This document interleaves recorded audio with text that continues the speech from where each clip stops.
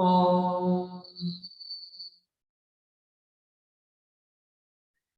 Sadashiva Samaramam Shankaracharya Madhyamam Asmadacharya Parantam Vande Guru Paramparam Ishvaro Guratmeti Murti Veda Vibhagne Vyomava Vyaptadehaya Dakshinamurtaye Namaha Sarva Vedanta Siddhanta Gocharam Dhamma Gocharam Govindam Paramanandam Satguru Pranatosh Maha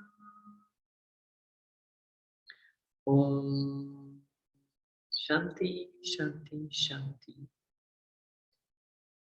Namastê, sejam todos bem-vindos. Para quem começou a acompanhar agora, então, nós estamos na terceira sessão do Katha Upanishad. A gente, no livro físico, vai começar a leitura da página 96.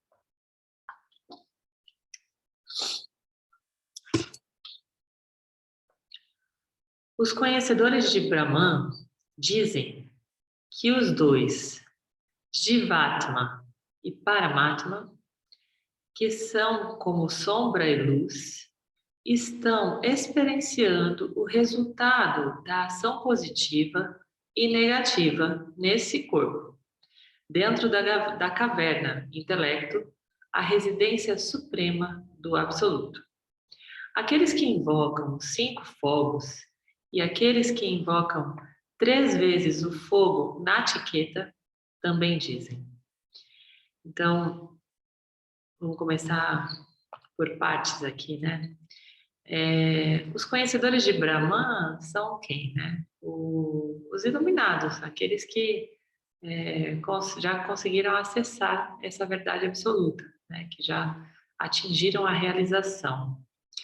E esses dois, o Jivatma e o Paramatma, eles são 2 partes de uma mesma coisa, né? Onde o Jivatma, ele é a individualização desse todo que é o Paramatma, tá? Então, a gente dentro da linhagem védica dos estudos também chama esse Jivatma de Jiva apenas, né? Então, o Jiva é a entidade experienciadora que está individualizada nesse contexto aqui da encarnação, né? Então, o Jivatma, ele vai experienciar essa projeção aqui de Maya, né? Também chamada de Mithya, e o mundo dos objetos, até com o objetivo, né, único, segundo o Vedanta, de encontrar e perceber que na realidade ele é o Paramatma, que é esse ser supremo, né? O que está além dessa experiência, o que está além do ciclo samsárico, né, de vida e morte. Então, Jivatma e Paramatma são como sombra e luz, que ele diz, né? Por quê? Porque na condição de Jivatma, nós estamos encobertos de ignorância.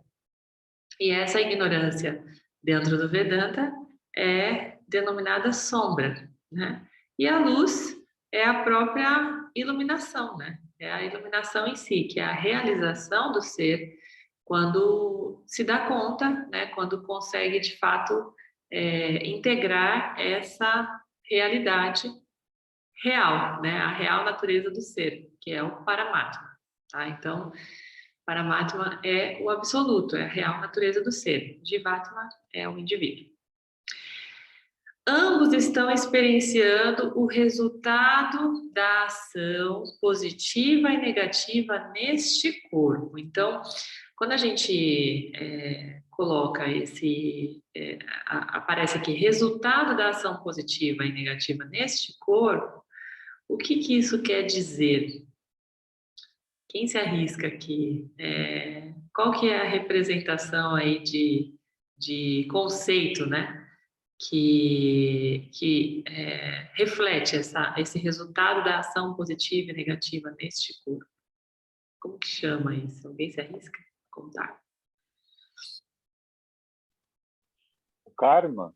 Isso, exatamente, Rodrigo. Karma Yoga, né? Então, Karma Yoga é a yoga da ação, tá? Então, naturalmente, quando nós tomamos as ações corretas, isso vai nos resultar algo, bem como quando tomamos as ações incorretas, né? E essa experienciação do ser que acontece através de Jivatma, né, do Jivatma, ela tem esse objetivo único de contabilizar essas experiências que são advindas, né, através da ação correta ou incorreta, ok? E essa caverna, né, que é o intelecto, o que existe, né, nela? O Supremo Absoluto. Então, somente através, o que ele está dizendo aqui? Somente através do intelecto nós somos capazes de elaborar uma discriminação tal que vai nos direcionar para esse conhecimento, né, do ser, que é o Paramatma. Ok? Então, enquanto nós estamos experienciando, tomando ações negativas e positivas, nós estamos também desenvolvendo, aprimorando o nosso intelecto, que é onde mora essa capacidade discriminativa, tá? E aí, assim, essa sombra e luz, né, que a gente vivencia, são matéria de observação desse intelecto. Então, enquanto a gente está vivenciando apenas as sensações e os sentimentos, o que vem da mente, né, que é mana, maya kosha, a gente está refém, a gente não está conseguindo discriminar a respeito disso. Então, enquanto a gente está refém da mente, nós estamos reféns também do jiva, né, de toda essa malha dessas bainhas que eles chamam, né, de essas camadas de ignorância que encobertam esse jivatma e que impedem que o jivatma tenha essa descoberta, né, acesse o Paramatma ou tenha a percepção do Paramatma e reconheça o Paramatma como um ser absoluto, tá? Então, o intelecto é a residência suprema do absoluto. O que ele quer dizer com isso? Que somente através do conhecimento a gente acessa o absoluto, tá? Então, esse conhecimento aqui está associado ao resultado da ação positiva e negativa desse corpo, porque também não adianta a gente ter conhecimento e continuar cometendo ações negativas, por exemplo, né?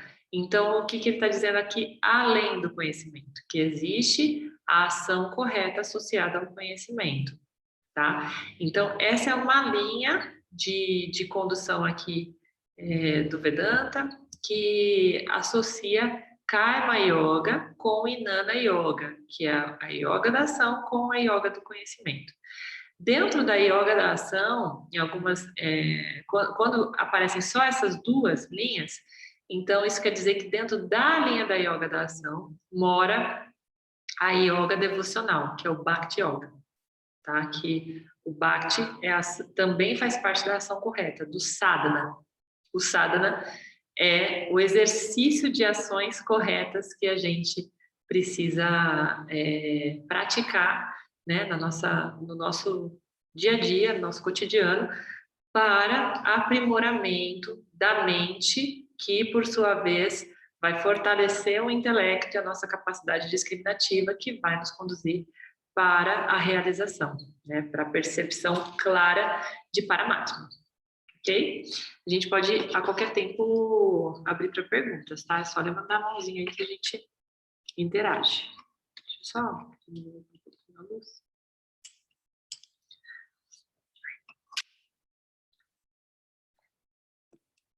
Então, na sequência, item 2. Nós podemos buscar... daí ele fala um pouquinho antes do item 1 sobre o ritual de natiqueta, né? Que é invocação dos 5 fogos, e invocam 3 vezes o fogo na etiqueta. E esse ritual em si também já é uma composição de Bhakti, né? Porque tudo que a gente ritualiza em nome de algo é uma forma de prática de Bhakti Yoga, né? Que é a yoga devocional que está dentro da ação correta lá do karma aqui nesse contexto, tá? Então, item 2, nós podemos buscar o ritual na etiqueta, que é a ponte para aqueles que fazem o ritual. Nós podemos buscar também o conhecimento imperecível, Brahman, o superior, o livre do medo, que é a ponte para aqueles que desejam atravessar para o outro lado. Então, tudo aqui está sendo dito sobre essa composição, essa alquimia consciencial que unifica Bhakti, Karma Yoga e Jnana Yoga, tá? Essas 3 linhas de busca do ser. Item 3, saiba que o eu, que é o Jivatma, é o senhor da carruagem. O corpo físico é a carruagem. O intelecto é o cocheiro. E a mente são as rédeas. Olha só que interessante, né? Então, esse eu, o Jivatma, ele não é o corpo físico, tá? Então, existem nossas entidades experienciadoras que estão, nesse momento aqui, encapsuladas nessa forma, né? Que vos fala assim, aqui como Thaís. Mas o Jivatma, ele está antes da Thaís. Tá? Ele é a entidade experienciadora que vem colecionando esses corpos físicos na sua jornada de samsara, né? Que é o ciclo de morte e vida, tá bom? Então, não confundam o Jivatma com o corpo físico. O Jivatma é o eu individualizado, ok? O corpo físico é a carruagem, né? O templo que está guardando essa manifestação desse eu individualizado, ok? O intelecto, o cocheiro. É interessante até que o termo coaching, não sei se vocês sabem, vem de cocheiro, né? E que é o quê? Quem conduz de fato para o lugar correto, né? Então, o intelecto é a morada da discriminação correta e a mente são as rédeas, porque na mente moram as crenças, né, limitantes que advêm dos 5 sentidos. Então, a mente vai tender a ser refém, ok? Das emoções que advém dos sentidos. Diga, Matheus. Eu fiquei um pouco confuso na diferença entre entre o intelecto e a mente. Tá. A mente, ela está condicionada, a mente está além do intelecto, tá? São coisas separadas. A mente está condicionada ao conjunto de crenças que a gente vai colecionando a partir das nossas experiências, ok? Ok. O intelecto é a parte mais nobre da nossa capacidade de discriminação, porque se a gente fosse comparar assim, em termos de região cerebral, né, onde que fica, o que está conectado com a mente, o que está conectado com o intelecto, eu diria que a mente ela é resultado de uma parte de trás aqui, que vem de instinto, de emoções, né, que a gente chama de cérebro reptiliano, cérebro límbico. E o intelecto, ele está vinculado ao pré-frontal, que é a parte mais nobre do nosso cérebro, que é um upgrade, onde é possível processar essas emoções e essas reações que foram provocadas lá né, nas regiões mais menos elaboradas, né? E racionalizar isso com base em uma verdade, né? Então, ter Entendi. condição de... Então, o intelecto é a nossa parte que tem condição de discriminar. Ok, A mente não discrimina, a mente só reage, tá? Então, ela é entendi. reativa. E Entendi. por ser reativa, ela muitas vezes vai ser refém do nosso instinto de preservação, principalmente. Tá? Porque o ser humano, ele vem codificado aí em 3 buscas básicas, que é a segurança, o prazer e a virtude, tá? A segurança e o prazer, especialmente, estão diretamente vinculados à mente. A virtude está vinculada ao ego. E o intelecto, ele está desvinculado tanto de mente quanto do ego, tá? Porque ele consegue perceber os dois agindo. E nós, se você exercita a sua capacidade discriminativa, você chega num momento, num ponto, né, num lugar onde você consegue perceber as emoções rolando de uma forma desvinculada. Que tem gente que fala, eu consigo me perceber em terceira pessoa, né? O que nos faz nos perceber em terceira pessoa? O intelecto. Porque ele é capaz de discriminar esses fenômenos, tá? Então, assim, à medida que a gente vai praticando esse auto-olhar, a meditação, né, o Karma Yoga e o Bhakti Yoga, a gente vai desenvolvendo essas habilidades de observação do fenômeno mente e do fenômeno ego, tá? Entendi. E esse observador é o intelecto. Então, é nele que mora a chavinha para ir enfraquecendo esses outros dois, tá? Que são camadas mais grosseiras do nosso ser. O intelecto também é uma camada, tá? Mas ele é uma camada mais sutil, mais inteligente. Os outros são camadas mais grosseiras. Acima do intelecto seria só o eu, o Jivatma. Isso. O intelecto é que também dá conta desse fenômeno do Jivatma, e por conta de ser capaz de discriminar, ele conduz o Jivatma ao Paramatma. Então, é o intelecto que é a chave para esse processo de realização ou iluminação. Tá? Sem o intelecto, isso não é possível. E por isso também, Mateus, se diz que essa busca do Vedanta, ela requer um cérebro funcional.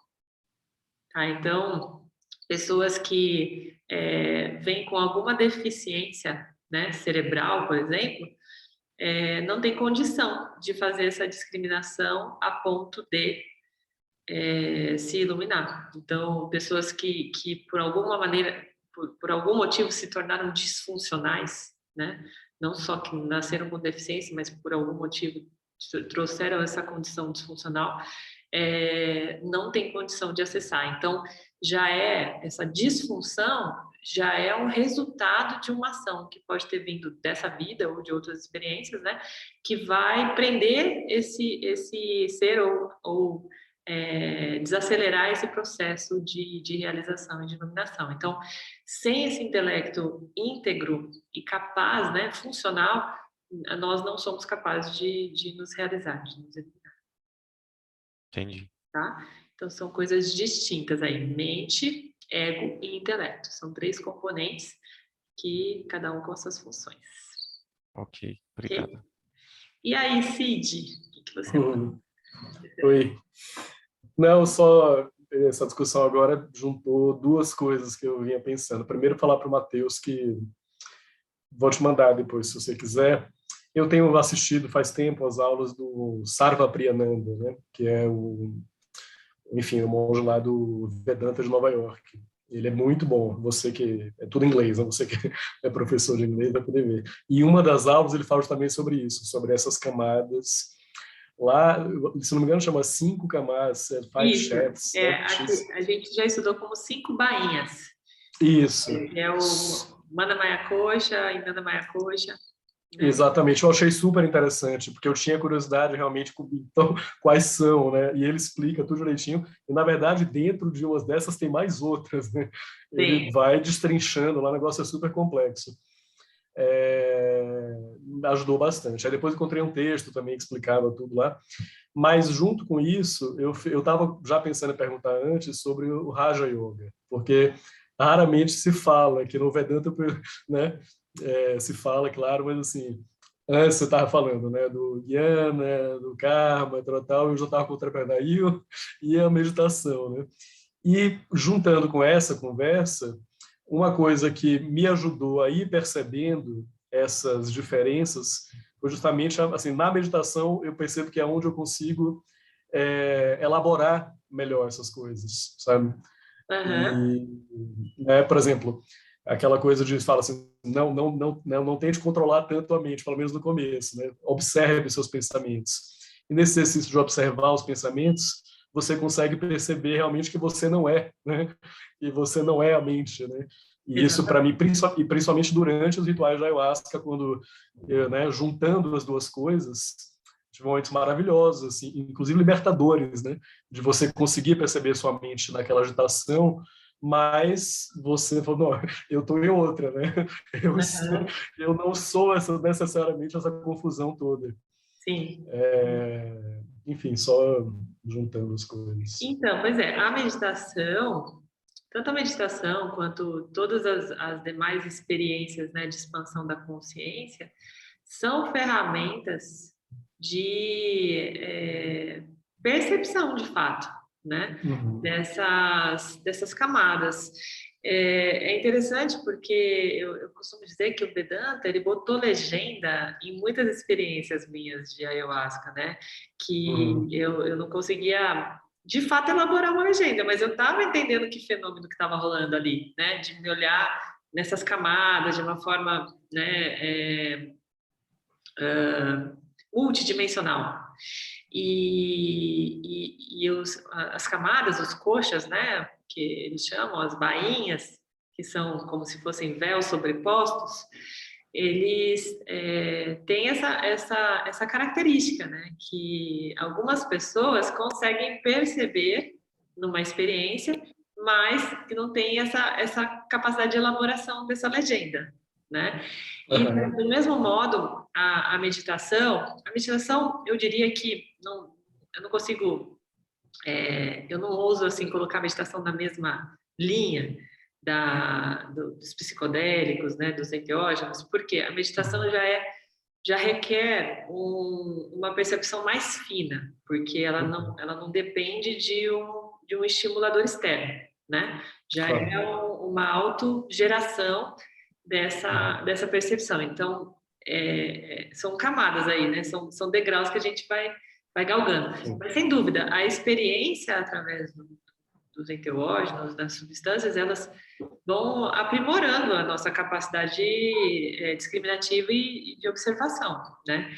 Uma vez que a gente consegue perceber esses fenômenos, a gente entra nesse lugar do silêncio, do auto-olhar, com muito mais facilidade. E isso, Cid, também faz parte de Karma Yoga. Também é Uhum. um exercício, né? Está dentro do arcabouço do Karma Yoga, porque demanda uma ação. Então, eu tenho que tomar uma decisão de sentar em silêncio, de fechar os meus olhos, de acompanhar a minha respiração, né? Então, Uhum. aqui dentro dessa estrutura, está contido, está dentro do arcabouço de Karma Yoga, Entendi. que é a Entendi. ação correta. Então, dentro de Perfeito. karma, existem alguns desdobramentos, existem outras Uhum. subcategorias ali que, dependendo de uma ação, faz parte de karma yoga. Perfeito. Então, é isso, são todas ferramentas.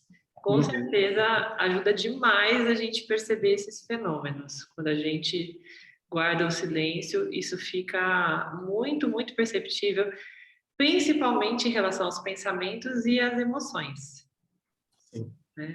A gente consegue tudo. Então, o Vedanta diz o seguinte, que tudo que é capaz de ser observado é impermanente. Não, desculpa, ao contrário, é permanente. Tudo que é permanente não faz parte do ser. O ser é impermanente. Tá? Ao contrário. Ao Tudo contrário. tudo Claro. que ele consegue observar é impermanente. Não faz parte do ser. O ser é a única coisa permanente. Sim, Ok? Trocando as bolas aí. Vocês entenderam, né? sim, sim. Tá bom. Mais alguém? Então, vamos seguindo aqui.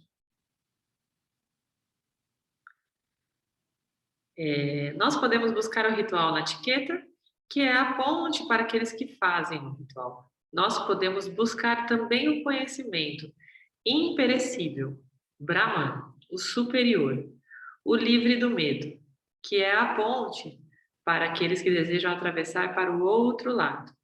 Então, o que ele diz? Dá para ritualizar, dá para praticar o bhakti, né? Em outras palavras, o que ele está dizendo aqui. Só que quando você busca um ritual, o ritual se finda no próprio ritual. Quando você busca o conhecimento, esse sim é imperecível. Esse sim, de fato, vai te conduzir para o outro lado, para atravessar para o outro lado, tá? Por quê? É o superior, é o livre do medo. O Brahman, ele quebra todas as barreiras, né? O ritual em si é uma experiência que pode te conduzir a uma certa percepção, mas o imperecível Brahman, ele só é descoberto de fato quando nós buscamos o conhecimento sobre ele, tá? Buscamos acessá-lo através do conhecimento, ou seja, descobrir que somos, né, através do conhecimento.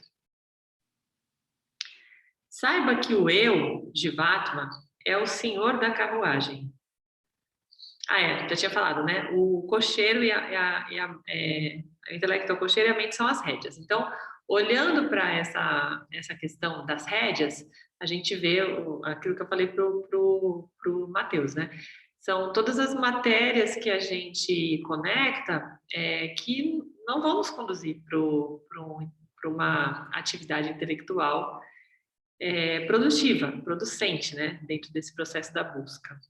Então, a mente, ela traz essas rédeas e quando a gente exercita o intelecto, a gente consegue perceber claramente essas rédeas acontecendo. Essas rédeas estão vinculadas à nossa configuração, né, desse momento, que faz parte do samskara, que é a coletânea dos nossos das nossas programações, ok? Então, samskara é a programação geral que vem com várias outras mini programações, ok? Página 97, item 4. É dito que os órgãos dos sentidos são os cavalos. Os objetos são os seus caminhos. Os sábios dizem que o Jivatma, junto com o corpo, os sentidos e a mente, é o experienciador. Então, aqui ele traz, né, essa característica, essa legenda para o Jivatma, é o experienciador. Tem algumas linhas que chamam de entidade experienciadora, né, que é a mesma coisa, ok? Então, os sentidos são os cavalos, porque os cavalos, eles podem, em algum momento, serem corcéis indomáveis, né? Podem se apresentar de uma forma indomada, mas eles também são capazes, passivos de doma, né? De domínio. Então, nós podemos domar os nossos sentidos, assim como o cocheiro doma os cavalos, ok? E os objetos são todas as outras coisas, né? Tudo aquilo que a gente toma contato. Que no nosso caso, aqui, o outro jiva é um objeto no nosso caminho, tá? É uma coisa até meio estranha para quem começa, né, a ter contato com o Vedanta, fala, nossa, mas o outro é o objeto? é objeto no sentido da observação, né? O outro também é Brahman, mas enquanto entidade experienciadora e enquanto intelecto, você vai observar o outro como um objeto no seu cenário, né? Que é chamado de Mithya, ou Mithya, o cenário em si, o mundo dos objetos, ok? Item 5. Para uma pessoa sem discriminação, sempre com a mente indisciplinada, os órgãos do sentido são incontroláveis, como os cavalos ruins do cocheiro. Então, nós podemos comparar isso com aquela criança birrenta que se joga no corredor do shopping, né? Que quando a gente é criança, a gente tem uma tendência maior a demonstrar uma intolerância com tudo aquilo que não combina com os nossos desejos, né? Com toda a ação que contradiz os nossos desejos. Então, à medida que nós vamos nos tornando mais maduros, a tendência é que esses órgãos do sentido passem a ser mais controláveis, tá? Mais domados pelo cocheiro, que é o nosso intelecto, que também atinge igualmente uma condição de maturidade, né? Capaz de fazer essa doutrinação, essa disciplinação. Tá? Para uma pessoa com discriminação, sempre com a mente disciplinada, os órgãos dos sentidos são controláveis como os cavalos bons do cocheiro. Então, o outro lado da história, né? E a pessoa sem discriminação, sem a mente disciplinada, sempre impura, não alcança aquele objetivo, mas alcança o samsara. Então, quando a gente escolhe, ou por ignorância nem tem opção de escolha, né? De rendição aos órgãos dos sentidos, à indisciplina, naturalmente nós estaremos presos a essa roda viva, né? Esse ciclo infinito de vida e morte, que é chamado de samsara. Ok? Página 98, então, item 8. Mas a pessoa com discriminação, com a mente disciplinada, sempre pura, certamente alcança aquele objetivo de onde não nasce novamente. Então, esse objetivo de onde não nasce novamente é a realização e a iluminação que nos permite derreter no mar do absoluto, de Paramatma, né? Brahman. Então, uma vez que a gente consegue essa dissolução através da discriminação, nós nos liberamos dessa capacidade, dessa necessidade reencarnatória dentro do ciclo de samsara. Essa é a promessa, hein? É a promessa de Vedanta para a nossa vida. Item 9. A pessoa que possui o intelecto discriminativo, como o cocheiro, e a mente disciplinada, como as rédeas, alcança o outro lado da jornada. Essa é a morada superior de Vishnu. Vishnu, para quem não conhece o termo, é o mantenedor, né? O mantenedor do mundo. Então, nós temos o Trimurti dentro da estrutura, né, de devoção védica, que são as 3 partes de Deus, que é Shiva, é o contrário. Brahma, o criador, Vishnu, o mantenedor, e Shiva, o destruidor. Tá? Então, aqui ele cita a morada de Vishnu. 10, item 10. Os objetos dos sentidos são superiores aos órgãos dos sentidos. A mente é superior aos objetos dos sentidos. O intelecto é superior à mente. O intelecto total é superior ao intelecto. Então, aqui ele dá uma explicação, aqui no pé da página, uma nota, sobre os objetos, tá? Então, vou ler para vocês para dar mais clareza. Os objetos dos sentidos, a saber, são som, toque, cor, sabor e cheiro. Nada mais são do que elementos sutis se manifestando como atributos dos elementos densos: espaço, ar, fogo, água e terra, respectivamente. É dito que cada um dos 5 elementos sutis, é dito de que de cada um dos 5 elementos sutis nasce um dos 5 órgãos dos sentidos. Portanto, objetos dos sentidos, sendo causa dos órgãos do sentido, são considerados superiores. Eles fazem parte do que a gente chama de corpo causal, né? O que dá causa aos sentidos. A causa é superior ao efeito, pois o efeito depende totalmente da causa. Tá? Então, objetos dos sentidos são tudo aquilo que os nossos sentidos conseguem capturar. E estão além dos sentidos. Faz sentido? Fez sentido por aí? Tá bom. Então, aqui, dando continuidade, página 99, item 11. O não manifesto, que é Maya, é superior ao intelecto total. O Purusha, que é Atma, é superior ao não manifesto. Não há nada superior ao Purusha. Este é o topo. Esse é o mais alto objetivo. Então, Purusha, para vocês saberem, aqui de novo, né? É o Atma, é sinônimo de Atma, tá? Tem alguns mantras que falam isso. Purusharabhimahi. Toda vez que aparecer Purusha é isso, tá? Mesma coisa de Atma, tá? Item 12. Esse Atma, escondido em todos os seres, não é evidente.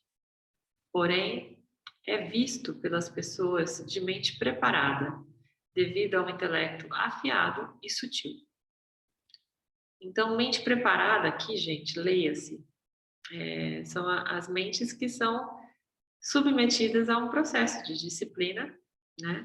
Que, através de exercícios e de discriminação, conseguem perceber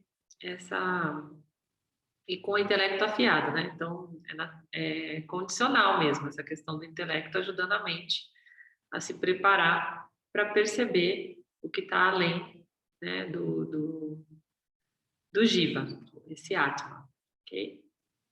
A pessoa discriminativa deve dissolver a fala na mente, deve dissolver aquela mente no intelecto, deve dissolver o intelecto no intelecto total, deve dissolver aquele intelecto total no tranquilo Atma. Então, antes de abrir aqui só para o Rodrigo, eu só vou ler a nota de rodapé número 4, que tem a ver com o que está vinculado aqui no dissolver, né? Deve dissolver. O reconhecimento de que determinada coisa não tem existência independente da outra é chamado aqui, figurativamente, de dissolver uma coisa em outra. Então, a dissolução última é em Brahman, né? Mas antes disso a gente vai dissolvendo as coisas, as bainhas, né? As camadas mais grosseiras, nas camadas mais sutis, tá? Então, a gente dissolve o corpo físico, na mente, né? O ego, enfim, a gente vai dissolvendo cada camada, ok? Diga, Rodrigo. Bom, aqui voltando ali no 11, tá? Porque eu fiquei preso ali no 11, a hora da leitura de Maya, do não manifesto. Aí, só para tirar uma dúvida, Maya a gente já tinha, acho que até elaborado no outro livro, mas ele realmente não é que ele é bom e não é mal, né? Então, assim, por isso que ele está ali, superior ao intelecto total, né? Sim. O que realmente torna Maya é a poeira, né? Aquela poeira no espelho que fica ali, que é o que causa toda a confusão, A né? distorção, É isso mesmo. Então, assim, Maia é um grande filtro, né? Que também é chamado de projetor. Então, depois de Maia, existe uma projeção, que é a projeção da realidade aparente, tá? Mas Maia não é manifestado. O que é manifestado é o que está depois de Maia, tá? E aí, porque a Maia é uma lente que pode ser projetada através de Mithya, que é o mundo dos objetos. E aí esses objetos acontece com esses objetos esse fenômeno do espelho, né? Que essa poeira vai embaçar essa clareza, né, sobre nós mesmos. Então a gente vai olhar para o espelho embaçado com a poeira e a gente não vai conseguir se reconhecer. E essa poeira, essas camadas de poeira são as bainhas, são as camadas de ignorância, né? Que são mais finas ou mais grosseiras, dependendo em que nível elas estão, tá? Então, antes de Maia, até Maia não existe nada. A partir de Maia que começam as projeções do aparentemente real. Mas essas projeções só são possíveis por conta de Mithya, que é esse cenário que se forma. Ok? Ficou claro, Rodrigo? Beleza. E aí, ele fala aqui sobre a dissolução, né? Então, item 14, na página 99. Levantem-se, acordem. Tendo encontrado os grandes, conheçam o Atma. Os sábios dizem que o caminho é difícil de ser atravessado, como o fio afiado de uma navalha. Bom, se a gente está aqui, né, a gente já se deu conta disso, do quão difícil né, desafiador é esse caminho. É uma linha muito tênue, porque todo esse aparato que nós estamos inseridos, ele tem essa natureza de projeção de ilusão, né, de distorção. Então, o nosso complexo corpo-mente, esse mundo dos objetos, esses cenários aparentes, né, de realidade aparente, tudo isso é um grande arcabouço, é uma grande matrix mesmo, que está fazendo o papel dela, que é distrair o nosso Atma, né? E convencer o nosso Atma que ele não passa de Jivatma. Basicamente isso, tá? E tudo isso está posto porque é da natureza, né? Do mundo dos objetos, de Mithya, é da natureza do Jivatma. Então não tem por que a gente lutar contra isso, achar isso ruim. A gente só precisa afiar essa navalha, sabendo, né, os limites, conhecendo também os perigos dela, né, a ameaça que ela tem enquanto objeto. Então, é isso. Então, é uma linha muito tênue. A gente chega aqui na página 100, item 15. Tendo compreendido este imutável Brahman, que não possui som, toque, forma, sabor ou cheiro, ou que é sem início, sem fim, eterno, firme, superior ao intelecto total, a pessoa se liberta da boca da morte. Então, aqui é uma outra forma dele ilustrar o samsara, né? A boca da morte. E aí ele, de novo, traz, né, os objetos dos sentidos: som, toque, forma, sabor ou cheiro. E a questão da permanência, né? Não tem início nem fim, é eterno e firme. Item 16. Tendo escutado e repetido esse ensinamento eterno, recebido por Natiketas, ensinado por Mrityu, o Senhor da Morte, a pessoa discriminativa é glorificada em Brahma Loka. Então, de novo, né? Loka é o local. Então, quando a pessoa é glorificada em Brahma Loka, ele derrete em Brahman. Okay? Ele volta para o manifesto, Brahma Loka. Item 17. Se uma pessoa com a mente purificada recita este grande segredo, numa assembleia de brahmanas ou durante um ritual de Shraddha, isso se torna capaz de conduzir ao infinito.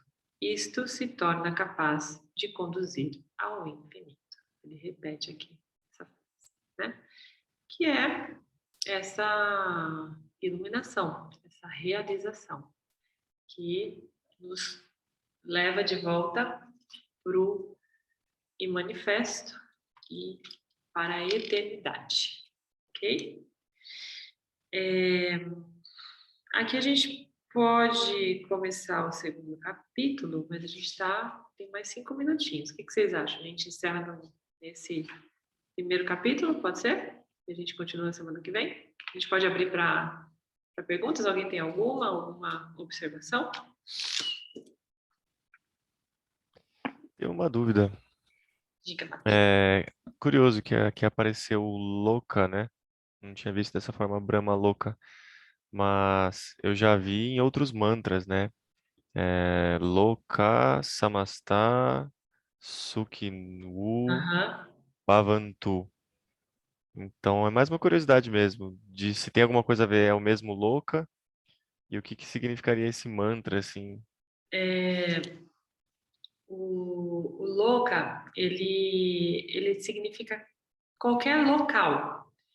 Então, quando dentro do Vedanta, do mundo védico, né, do universo védico, eles dizem que para cada nível de consciência a gente pode ter acesso a uma loka ou uma loka, tá? E até interessante, para quem não conhece, tem um jogo chamado Mahalila, que é o grande jogo da vida. E o Mahalila deixa essas locas bem ilustradas, vinculadas aos 7 chakras.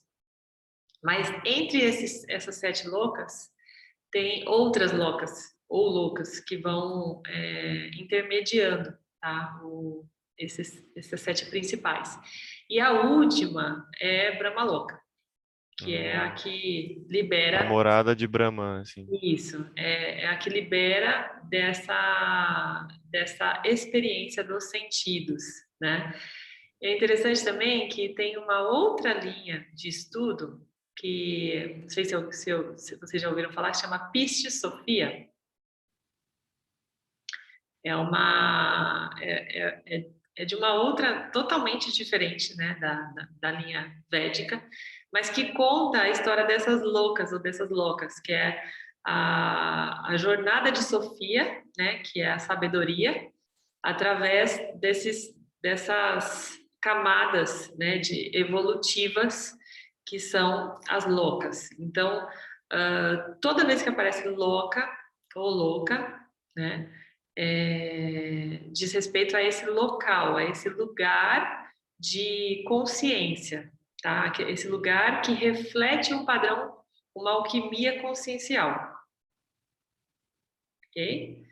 Então, eu não sei exatamente a tradução desse mantra a tradução literal desse mantra, tá? Que você citou, mas se apareceu louca ou louca, significa isso, que a gente é um lugar de acesso daquilo que ele tá trazendo, né? Dessa percepção, tá? Então essas são as loucas. Interessante. E são muitas, são inúmeras. E aí eles dizem o seguinte, que se dependendo da nossa ação, daquilo, do nosso crédito, né, de papan karma, de karma negativo, ou de punyan karma, que é um positivo, nós vamos reencarnando em lokas ou lokas diferentes, ou mais superiores ou mais inferiores.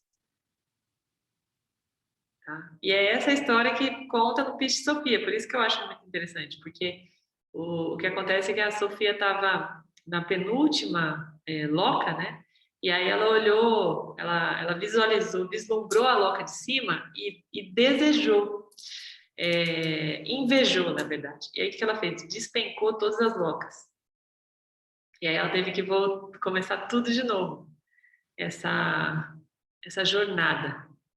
Tá? Então, é uma história muito bonita, é um livro iniciático que é bem complexo de estudar, mas que traz essa essência, essa linha central aí, que é a busca do conhecimento e da evolução. E parece muito com o Vedanta também. Boa noite. Oi! Boa Tudo noite. bem, amados? Então, sobre as locas, a Bíblia fala, a casa do meu pai, existem várias moradas, né? Então, é sobre isso. E o mantra quer dizer que todos os seres tenham bem-estar, que todos os seres sejam felizes, que todos os seres encontrem a paz. Eu vou copiar a tradução e vou colar para vocês lá no grupo, tá bom? Não, olha. Gratidão.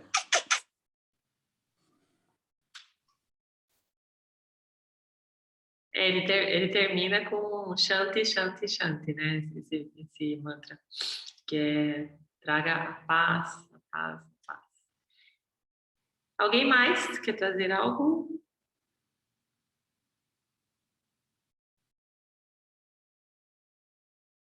Hoje a sanga tá vazia, né? A galera já tá em ritmo de feriado. Mas, então, eu quero até falar para vocês, se vocês quiserem revisitar, eu já disponibilizei as últimas, tá? Lá no YouTube. E eu vou colocar aqui, eu já disponibilizei, é ótimo, né? Que eu tô bem atrasada, inclusive, não tem nada de já. Mas eu disponibilizei no YouTube, eu vou colocar para vocês aí os links na sequência. Tá bom? Bom, então, quero agradecer, manifestar essa gratidão, a minha reverência aos seres que somos, né? Ao grande ser que habita todos nós. Agradecer a companhia e convido vocês nesse instante a fecharem os olhos para a gente trazer o nosso mantra que finaliza, que é o Purnamada. Om Purnamada Purnamidam Purna Mudachyate Purnasya Purnamadaya Purnameva Vashishyate.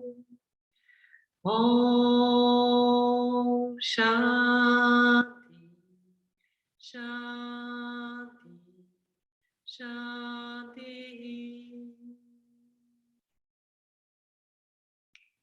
Gratidão. Nos vemos até a próxima. Inclusive, eu quero já deixar combinado com vocês que na terça eu vou entrar em Vipassana e vou ficar 10 dias em silêncio. Então, se vocês toparem, a gente pode fazer na segunda-feira à noite. Pode ser? Já estou trazendo em primeira mão aqui para vocês. Eu vou deixar a sugestão lá no grupo para o restante. Combinados? Então, até segunda que vem. Um beijo para vocês. Boa noite.